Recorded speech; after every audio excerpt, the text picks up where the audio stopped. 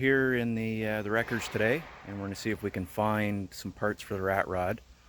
I wasn't paying $75 for an aftermarket water pump pulley for a small block Chevy. That just wasn't happening. So we'll see if we can find one. So much to no one's surprise, there's lots of small block Chevys to pick from here. That's a 267. That one over there is a 267. And this one is, let's find out. It is a 305. So lots of selection here. So we'll go ahead and we'll get what we need for the rat rod.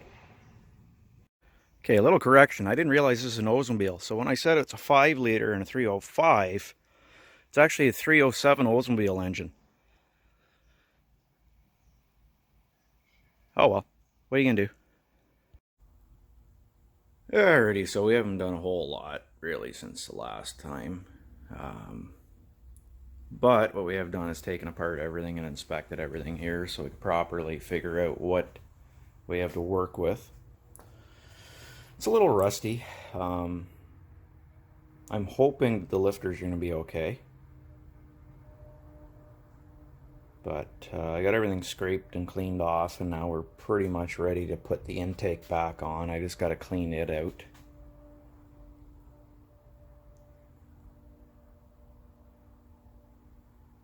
And the carburetor will need to be rebuilt.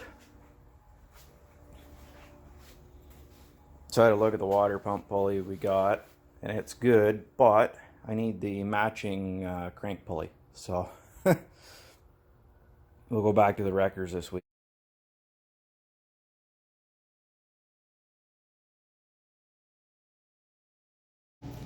Alrighty folks, welcome back to the never-ending project. So I'll kind of bring you up to date. In addition to the carburetor rebuild, which I'm currently waiting for parts to soak and clean, made mounts, and I got the radiator actually mounted in position now, so it's somewhat solid. However,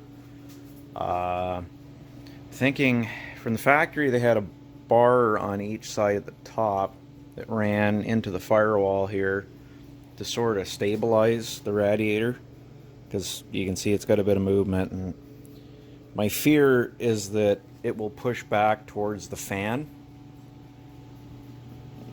I don't know if that's a realistic fear, but it's something I just as soon would prefer not to have happen.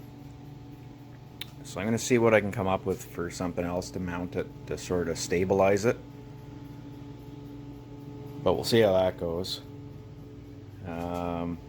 Got the exhaust all welded up and on. It's got fluids in it. It's got a dipstick tube on it.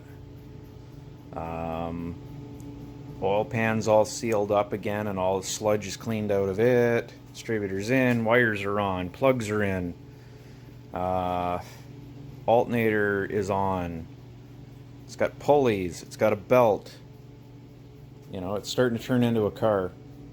The brake T is freaking leaking over here, which is a pain. So I get another T, we'll change that out. And then I guess we'll bleed the brakes again. You know, the usual. So on the agenda today is we got to mount headlights. A friend of mine, Chris, he's been around hot rods and stuff like that, you know, a long time. And he knows traditional style hot rods very well. Obviously, this is not a traditional style hot rod. It's not even close. But doesn't mean we can't take some styling cues from the traditional rods. So I was trying to figure out how to mount the headlights. You know, I don't know a whole hell of a lot about stuff like this.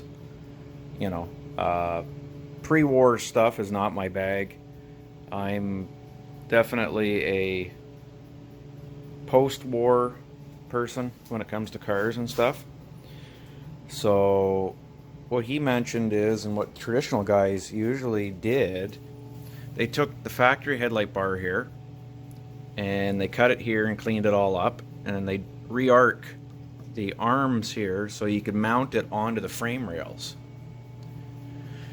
So I think that's what we're gonna do, mostly because, well, that's probably the cheapest, easiest, and best option we have. So, I mean, it's kind of a win-win.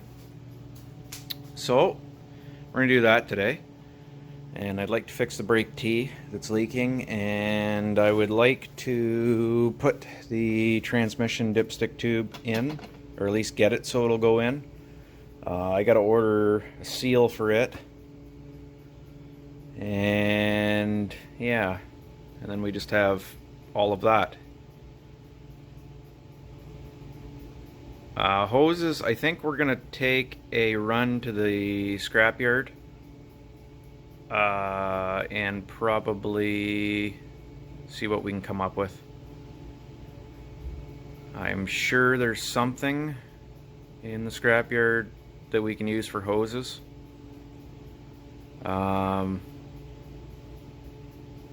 Because obviously nothing's gonna line up. So we'll get to it here. Okay, after a few hours of messing around, this is what I came up with. So I took the original headlight bar and I cut the pedestals off. And then I took, as you can see, I just basically re-arced them and then welded them back together. Now I know what you're thinking. Well, that doesn't look very good. Well, yeah. If I were doing a traditional hot rod and everything was being painted, I would have finished everything a little nicer and, you know, but it's a rat rod. It's not meant to look nice, I guess. So, we have headlights mounted now. So now we just got to deal with the, well, the transmission dipstick tube.